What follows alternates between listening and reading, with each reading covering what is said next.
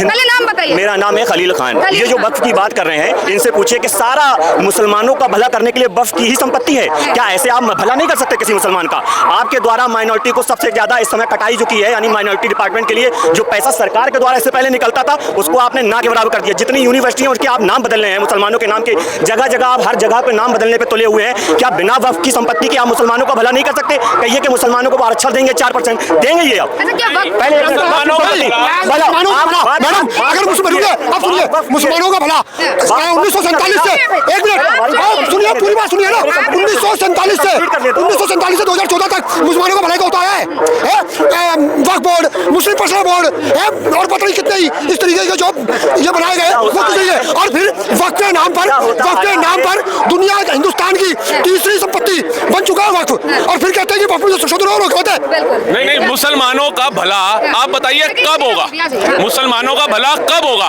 1947 में बंटवारा किया, देश दे दिया मुसलमानों का भला करने के लिए। नहीं, भला करने के लिए तो एक नहीं दो देश दिए कि शायद मुसलमानों का भला हो जाए, बेचारे प्रताड़ित है, कुछ नहीं भला नहीं हुआ। उसके बाद कुछ मुसलमान इच्छा अनुसार भारत में भी रुक गए, उन्होंने डिमांड नहीं करी, लेकिन उनका भला करने के लिए पंडित जवाहरलाल नेहरू ने मदरसा दे दिया, वक्फ बोर्ड दे दिया, मुस्लिम पर्सनल लॉ दे दिया, शरिया दे दिया, पहले संसाधनों पे पहला हक दे दिया, तब भी मुसलमानों का भला नहीं हुआ। 1995 के अंदर वक्फ के अंदर संशोधन करके कुछ शक्तियां बढ़ा दी गई।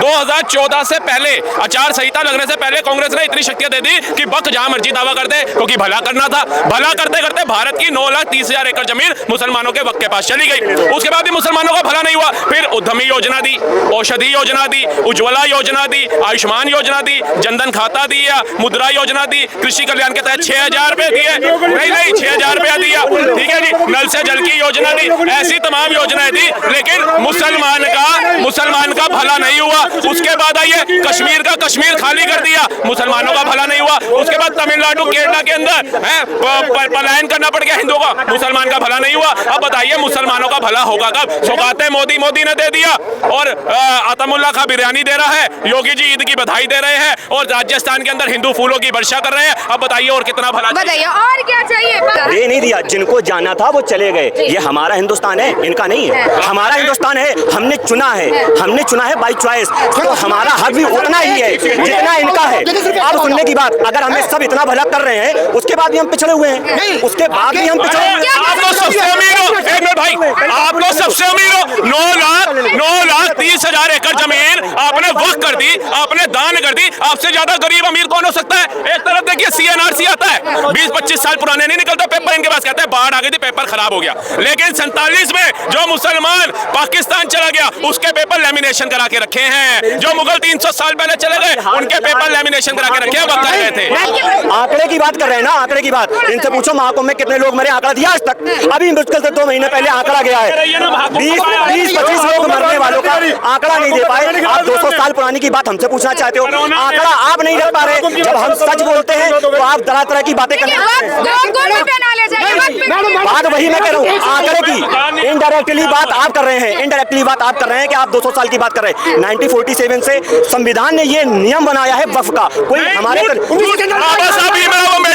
26 जनवरी 1950 को जिस दिन संविधान लागू हुआ था, बाबा साहब भीमराव अम्बेडकर ने वक्फ बिल नहीं डाला था उसके अंदर। ये पंडित जवाहरलाल नेहरू ने संविधान की धज्जियां उड़ा करके 1954 में दिया। क्यों दिया? मुसलमान सड़कों पे उतरा था कि भैया हम हिंदुस्तान रह गए, हमें स्पेशल स्टेटस दो। अब इन्होंने कहा ये हिंदुस्तान हमारा है। जवाहरलाल नेहरू की सरकार अमेरिका में क्यों दिया? अमेरिका में दिया, हिंदुस्तान में नहीं, हिंदुस्तान में जब जरूरत आपको समझ नहीं थी क्या?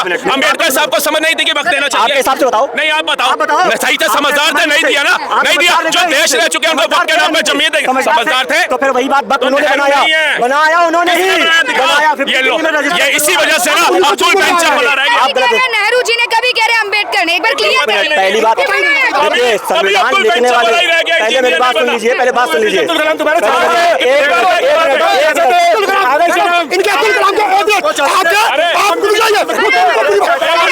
अब्दुल कलाम के जनाजे में स्वागत नहीं, और उसी दिन अब्दुल कलाम का जनाजा और याकूब मेनन का जनाजा एक ही दिन निकले थे, एक ही दिन। बताइए, नहीं, अब्दुल कलाम का जनाजा और याकूब मेनन का जनाजा एक ही दिन निकले थे। कितने हिंदू थे, कितने मुसलमान थे अब्दुल कलाम के पीछे, और कितने मुसलमान थे याकूब मेनन के पीछे? जो याकूब मेनन के साथ होते हो ना, वो हमें देश में नहीं चाहिए, हमें देश में अब्दुल कलाम वाले चाहिए। है। बताइएगा जी, आप कितनी बार कब्र पे गए कलाम साहब की पूछना। कितनी बार? औरंगजेब की कब्र पे बात नहीं रखिए, चिल्लाने की जरूरत नहीं है, ठीक है। ना तो मैं कभी अबू कलाम औरंगजेब की कब्र पे गया, ना मैं एपीजे अब्दुल कलाम, ना हमें जाने की जरूरत। हम तो यहाँ से पढ़ते हैं, यहाँ से पढ़ते हैं, यहीं से बख्श देते हैं। अच्छा। ये तो हमारे इस्लाम में बताता है। हमें जरूरत नहीं है किसी के मज़ार पे आना, अजमेर शरीफ जाना जरूरी नहीं है, यहीं से पढ़ो, यहीं से बख्श दो। ये तो बेचारे गैर मुस्लिम माइंड के जो लोग हैं ना, जो वहाँ चादर चलाने पहुँच जाते हैं, जहाँ तक कि हमारे प्रधानमंत्री भी जाते हैं। इसमें क्या परेशानी वाली बात है? बाद में फिर बात यह है, वक्फ बोर्ड के पास जो लैंड है ना, हमारे पास तो 5% भी नहीं है, सारे गैर मुस्लिम उस पर बैठे हुए हैं। ये चांदनी चौक 90% वक्फ बोर्ड के ऊपर, ये सब वही बैठे हैं। अब इनको पता चलेगी। इसमें फिर जांच तो आपके वक्त उठा के पूछना, औरंगजेब कंधों पे लाया था जमीन उठा के पूछना, या बैंक बैलेंस लाया था जेब ईंट करके। औरंगजेब था कहाँ का, पहले तो ये पूछो। औरंगजेब था कहाँ का, पहले तो ये बताओ। औरंगजेब अफगानिस्तान उस जमाने में था भी नहीं, अखंड भारत का हिस्सा था। पहले ये पता कर लो। भाई एक मिनट रुको, वो मैडम वो अफगानिस्तान का था, अफगानिस्तान अखंड भारत का हिस्सा था, इसमें कोई दो राय नहीं है। लेकिन ना ताजमहल वहां बनाने की औकात उसकी, ना कुतुब मीनार बनाने की औकात, ना लाल किला बनाने की औकात। अब बताइए, जिसकी औकात वहां शौचालय बनाने की नहीं थी, वो भारत की दिल्ली राजधानी में आकर के लाल किला बना गया, आगरा में जाकर के ताजमहल बना गया, दिल्ली में कुतुब मीनार बना गया। ऐसा दोहरा चरित्र लाते कहां से हो? एक बात सुनो, तुम्हारे बस का कुछ भी नहीं है। पाकिस्तान बना कब, आप बताओ पहले, आप बताओ पाकिस्तान का कब बना? 1947 के अंदर। अफगानिस्तान कब बना, आप बताओ, इनसे पूछो। अफगानिस्तान कब बना, अफगानिस्तान कब बना, इनसे पूछो। रुको, पहली बात मियां जी सुनो, अब सुन, अरे पानी पी लो, नस फट जाएगी। इनसे पूछिए, हम भारत के नागरिक हैं ना, हम अफगानिस्तान क्या बना? सुनने की क्षमता तो रखो। हो गए। हेलो, हाँ जी? एक छोटी सी बात मैं कहना चाहूंगा, की बात करेंगे तो सुनने के भी लोग। आप सुन ही नहीं रहे हैं, आप सुन ही नहीं रहे हैं, सुनने की क्षमता नहीं। अभी एक मिनट, हाँ जी बोलिए। चलिए, ये इतना बोल रहे हैं, इतने कह रहे हैं, पीछे इनके ही मतलब कंसेप्ट किए कि वो क्या नाम था उनका, शाजिया जी, उन्होंने पीछे एक वीडियो वायरल हुई थी कि वो कहते हैं मुसलमान कहीं पर भी कुछ नहीं है, वो ना हिंदुस्तान में, ना इंग्लैंड में, ना जापान में, ना चीन में, जहाँ पर जाए वो खुशी नहीं है। तो हिंदुस्तान में भाई साहब गलती उनकी नहीं है, इनसे भी कोई पूछ लेगा ना भाई साहब रोते क्यों, ये कहेंगे भैया रोता नहीं हूँ, शक्ल ही ऐसी है। तो शक्ल ही ऐसी हो रखी है तो क्या करोगे? अब इनका एक शायर हुआ था, इनके एक उर्दू शायर हुए, सुनो, इनके एक शायर हुए जिन्होंने शायरी गाई, ये सब दुआ दुआ है, आसमां थोड़ी है, सभी का खून शामिल है, किसी के बाप का हिंदुस्तान थोड़ी है। कहा था ना ये बड़े खुश, हमारा भी हिंदुस्तान, हम यहाँ रह गए, जिन्होंने जाना था तो भाई सड़कें मत तोड़ो, पटरियां मत उखाड़ो, सेना को पत्थर मत मारो, पुलिस को पत्थर मत मारो, वंदे भारत नमो भारत मत तोड़ो। क्यों, अगर तुम्हारा हिंदुस्तान है तो अराजकता फैलाते हो? क्यों शाहीन बाग बनाते हो? 25 साल पुराने पेपर ना दिखाने पे शाहीन बाग बनाते हो, लेकिन 76 साल पुराने पेपर दिखाने के लिए वक्त का समर्थन करते हो। ये दोगली राजनीति लाते कहां से हो? अफगानिस्तान कौन सा सन में बना था पहले? नहीं, ये तो अफगानिस्तान जाने वाले हैं, इनको प्यार आ रहा है अफगानिस्तान में। आप अफगानिस्तान का होता है, मैं जानना चाहूंगी अफगानिस्तान से तात्पर्य क्या? पठान बहुत मारे हैं इनको, पाकिस्तान की बेटियां बजा रखी है उन्होंने। बात की बात है, वो मुझे मारेगा, तुम मेरी अब सुनो बात। अकबर जो आया था, बाबर जो आया था, काबुल से आया था, उस टाइम पे अखंड भारत था, हिंदुस्तान ही था, वो बच्चा अफगानिस्तान में पैदा करा, तो उसकी बीवी कौन थी पहले ये बताओ? बीवी कौन थी? तुम्हारे पूर्वज जो तलवार की नोक पे बदल लिए। हाँ, इनसे पूछिए, शांति रखो भाइयों, तुम महारानी जोधा भाई थी। हमने खतना नहीं करवाया, इसके भाई नहीं हो सकते हम। और सुनिए, ये जो इन लोग इतना जो यहाँ पे कर रहे हैं, ये याद है आपको? एरोप्लेन से जब गिरे थे, याद है आपको? अफगानिस्तान से जो आ रहे थे, वही हाल होता अफगानिस्तान में रुक जाते तो। अगर ये यहाँ पे बोलेंगे कि हम यहाँ पे मस्जिद में नमाज नहीं पढ़ेंगे, बाहर पढ़ेंगे, अरे भाई कतर में चले जाइए ना, $3000 का फाइन है, वहाँ पर रही है, चद्दर भी उठानी पड़ती है लगाने के बाद। तुम्हारा तो एक मंदिर भी नहीं है, हमारी मस्जिद तो है, तुम्हारा तो एक मंदिर नहीं है, सब बुद्धिस्ट के मंदिर है। तुमको तोड़ा दिए, पढ़ो, चद्दर भी सड़क पे नहीं लगा सकते, वो भी उठा के थाने में जमा करानी पड़ती है इनको। आजाद भारत में खुश नहीं है ये आतंकवादियों के कार्यकाल में खुश थे, ये आतंकवाद के कार्यकाल में खुश थे। ये बात करते हैं ना बार बार अफगानिस्तान की, जितने आप यहाँ पे खुश भारत में हो ना, किसी वर्ल्ड के देश में कुछ भी नहीं रह सकते, कहीं पर इतना कमाते भाई, इतना जो अच्छा है तो आप पाकिस्तान जाके और अफगानिस्तान जाके देख लो, तो 15 दिन में वापिस आ जाओ हिंदुस्तान में। जितने आप संतुष्ट भारत में हो ना, कहीं पर आप संतुष्ट हो भी नहीं। ये बताइए संतुष्ट है? तो भारत में रहकर क्या बोलना पड़ेगा? भारत माता की जय। हिंदुस्तान जिंदाबाद, हिंदुस्तान जिंदाबाद। और एक बात सुनो, ये लोग कहते हैं कि वो बाबर, बताइए आप संतुष्ट है हिंदुस्तान की बात करिए आप। भारत में आप संतुष्ट है कि नहीं? अल्हम्दुलिल्लाह, जब तो इतनी सारी जमीन दान कर दी, वक्त के अंदर और कितने करी, हमें 80 करोड़ की लाइन में लग के कह रहे मोदी जी आटा दे दो दाल दे दो, इन्होंने दान कर दी। 80 करोड़ की लाइन में लग के कह रहे मोदी जी आटा दाल दे दो, इन्होंने दान कर दी। पूछना जितनी योजनाएं मोदी जी ने चलाई है, जितनी भी योजनाएं आज तक मोदी जी ने चलाई है, उसका 90% हिस्सा जो है वो इन्हीं के मसले लोग लेते हैं। 90% से ज्यादा जो भी उसका फायदा लेते हैं वो इन्हीं की कौम के लोग लेते हैं। फिर भी ये संतुष्ट नहीं है हिंदुस्तान के अंदर। तो आप लेकिन भारत में अधिक से अधिक लाभ जो है आप लोगों को मिलता है, उसके बावजूद आप खुश नहीं हैं। कौन कह रहा है खुश नहीं है? अल्हम्दुलिल्लाह, ऐसे भक्तों को बताने के लिए कहा जाता है कि इनको ये नहीं मालूम कि आज से 400 साल पहले अफगानिस्तान भी हिंदुस्तान में आता था। अच्छा, हाँ, पता करो, भूटान भी आता था, बर्मा भी आता था, बर्मा भी आता था। ये सारे हमें तो पता नहीं, आज पता चला ये भाई ने दी। मैं जिसको अपना नहीं पता, जिसको ये नहीं पता कि भैया जी अफगानिस्तान बना अलग देश कब बना, जिनको ये नहीं पता पाकिस्तान अलग देश कब बना, नहीं पता, बताओ कब बना, अफगानिस्तान कब बना, तुम मैं तो बता दूंगा, मुझसे क्या लोग सुनो, तुम डेट बताओ, हेलो तुम डेट बताओ, तुम डेट बताओ, मैं सन बताता हूँ, बताओ तुम डेट बताओ, मैं सन बताता हूँ, या तुम सन बताओ मैं डेट बताता हूँ। आओ जाओ। 1875 भैया 1919 अगस्त को ही सच कर लो, अफगानिस्तान अलग देश बना था। उसको मान्यता मिली थी, गूगल करना जरा, मान्यता जब मिली थी, देश बनता है 1946 को जब अंग्रेज बाहर जा रहे थे, तब उन्होंने कहा अपना कांग्रेस का अध्यक्ष चुन लो कैबिनेट का। तो 1946 को हम भारत को आजाद मानते हैं, 1947 15 अगस्त को। तो ये बेवकूफ लोग पढ़ते हैं नहीं और कह रहे हैं मैं पढ़ा लिखा मुसलमान, मैं अकेला भारी। बताइए जब देश का संविधान 1950 में लागू हुआ, ये कहेंगे 1946 में संविधान लागू हो गया था, ये पढ़े लिखे लोग हैं, ये देश को आगे बढ़ाएंगे। लागू में फर्क है। ऐसा होता है 15 ये कह रहे हैं यार ये लोग गूगल, हाँ तुम गूगल करके निकालते रहो, तुम किताबें तो पढ़ते नहीं हो, किताबें पढ़ोती तो गूगल नहीं करते तुम। सर्चिंग भी कर रही है। अब बात ये है, कुल मिला के ये घबरा चुके हैं, इनको कुछ भी नहीं आता। अफगानिस्तान अलग देश कब बना मियाँ जी को बताना है, गूगल ने भी बता दिया 19 अगस्त 1919 को बना, मियाँ जी को बता दो। चश्मा दो किसी का। चलो हाँ ये रहा, ये तो बहुत अच्छी बात हुई। मैं तो ये तो बहुत अच्छी बात हुई।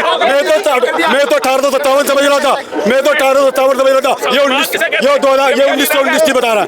ये तो और अच्छी बात है, यानी कि आप मानते हो कि अफगानिस्तान हिंदुस्तान का हिस्सा था, ये तो मानना पड़ेगा तुम्हें। और क्या, महमूद गजनवी कहाँ से आया था? गजनी से। अब गजनी कहाँ पर था ये पूछो इनसे। इनके जिन्होंने हमारे गुरुओं पे, योद्धाओं पे अत्याचार किया हो ना, हमें जानने की जरूरत नहीं है वो कहाँ से आए थे। हमारे लिए वो नालायक थे, गुंडे थे, बदमाश थे, दरिंदे थे। इससे ज्यादा उनका कोई सम्मान नहीं दे सकते। लेकिन जिनको उन पे गर्व है वो उनकी कब्र के लिए जा रहे हैं। बहुत बढ़िया इंसान थे।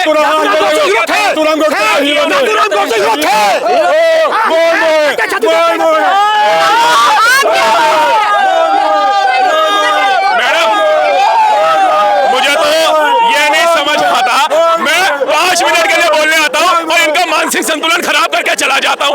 अच्छा खासा खड़े हुए थे, अब हिल गए। देखिए बात है पसीना। एक बात बताइए, नाथूराम गोडसे कितने लोगों का कत्ल किया था उन्होंने? झगड़ा भी होता है, रैप्टा मारो किसी का कत्ल मर जाता है, वो तो क्या कत्ल किया, सजा भुगत ली उन्होंने। अब जिन्होंने धर्म के नाम पे लाखों हिंदुओं को मार दिया हो, लाखों महिलाओं का शोषण किया हो, वो आतंकवादी होते हैं। कसाब आतंकवादी था जो 26/11 का हमला करके आया, लेकिन ये उसको पूछते हैं। वो हिजबुल्लाह जो पता नहीं कितने देशों में जाकर के बम फाड़ा है, उसको पूछते हैं। वो लादेन जो अमेरिका में बिल्डिंग में घुस करके मार फोड़ आया, उसको मारते हैं। किसी का सुने तुम गोडसे की तारीफ कर रहे हो? चांदनी चौक आना छोड़ दोगे अगर दिखाऊं कितने लोग उसका समर्थन कर रहे थे। मोहम्मद एजाज आपका प्रश्न क्या था? क्या प्रश्न था? ये कह रहे नाथूराम गोडसे हमारे लिए हीरो हैं। कौन बोल दिया? ये बोले अभी अरे सुनिए ना भैया, ओ भैया विभाजन हुआ था देश का, एक सेकंड, देश का जब विभाजन हुआ था 10 लाख लोग मरे थे। नाथूराम तो एक जन को मारे, नाथूराम ने तो एक जन को मारा, मगर वो 10 लाख लोगों का क्या, वो 10 लाख लोगों का। और नाथूराम गोडसे का कहीं पे भी लिखा हुआ है क्या? कौन सी किताब में लिखा हुआ कि आतंकवादी है? एक किताब मुझे बता दीजिए जहाँ पे लिखा हुआ आतंकवादी है, पूछिए इनसे। ये मारा कब था? देश के कानून लागू होने से पहले मारा था कि बाद में मारा था? और जो ये इतने लाख बताए वो कम मारा था, ये बताओ ना मुझे। 1900 कुछ भी नहीं पता इनको, समझे? जब हमारा ये क्या बोलते देश आजाद हो गया था उसके बाद भैया अब यहाँ ना छोड़ देना। देखो भारत के अलग अलग राज्यों में तो फिर बेशरम हो तुम, जो बोल के भी नहीं मान रहे हो, फिर बेशरम हो तुम और कुछ नहीं हो। मैं बोला तो मैं नहीं आऊंगा, आपने बोला तो कि दिखाइए भैया, दिखाइए, मैं नहीं आऊंगा। दिखाने का मतलब तो आपने accept शर्म को भी शर्म आ जाए, आईने के आगे खड़े हो जाए तो ये कसम से बता रहा हूँ मैं। ये देख लो, शर्म ही नहीं है, ऐसे लोगों का समर्थन करते हो, लेकिन कभी अपनी जबान से ये नहीं कहता कलाम साहब का समर्थन करेंगे, वीर अब्दुल हमीद का समर्थन करेंगे, बिस्मिल्लाह खान साहब का समर्थन करेंगे, मोहम्मद रफी साहब का समर्थन करेंगे, जाकिर हुसैन साहब का समर्थन करेंगे, लेकिन जाकिर नायक का करते नजर आएंगे ये लोग। करते हैं। मंद मंद मुस्काए मियां। तुम्हें पता है कि अब्दुल कलाम के हम तारीफ ना करते हैं? कहाँ करते हैं? कुछ नहीं देखा, बेचारों की कब्र सूखी पड़ी, कोई फूल डालने वाला नहीं है, लेकिन औरंगजेब की कब्र पे जाकर के देखो कैसे नागपुर हिंसा कराए। अभी तुम इलाहाबाद जाके देखो क्या हो रहा है। हाई कोर्ट पे तो तुमने दावा डाल दिया, वहाँ क्या करने जाएंगे? वो सुप्रीम कोर्ट गया, अरे भैया बख ने दावा डाल दिया इलाहाबाद हाई कोर्ट पे, माई लॉर्ड हमें बचा लो।